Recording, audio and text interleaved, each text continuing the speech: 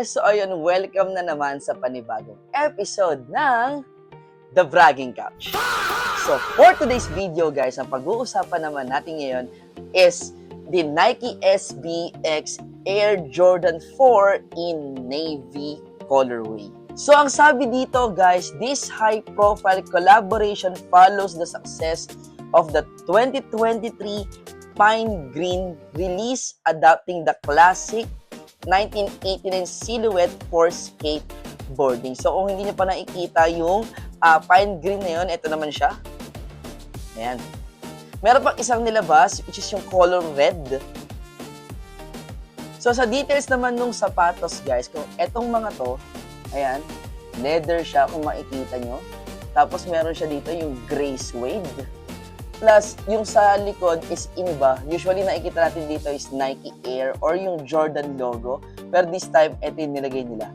Yung Nike SB. Plus, ito, syempre sa tang, yung Jordan logo pa rin natin na original. Plus, ginawa na siyang more flexible, tsaka pang skateboard talaga siya. Kasi yung iba niyang mga kagaya nito, usually ito matigas to sa mga Jordan 4 pero dito is ginawa nila is malambot.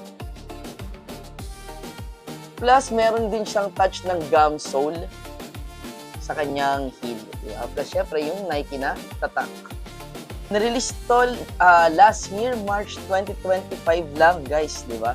So bagong-bago. So kung gusto niyo pa ng mga ganito, sa mga, alam ko sa mga resellers, makakabili pa tayo ng mga ganito. Syempre, below SRP rin siya kasi marami ring nilabas na ganitong design. So sizing naman siya, sa sizing naman guys, ang isasuggest ko sa akin siguro mag-half size down ako dito if bibili ako ng mga Jordan 4 kasi medyo bulky siya tignan.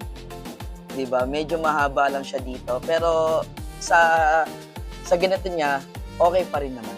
So, ayan guys. So, again, this is the Nike SB X Air Jordan 4 in navy colorway. And of course, guys, don't forget to like, follow, and subscribe for more videos na mas marami pa tayong ma-review ng mga sapatos, makita, mahawakan ng mga sapatos. And, ayun lang. O, paano?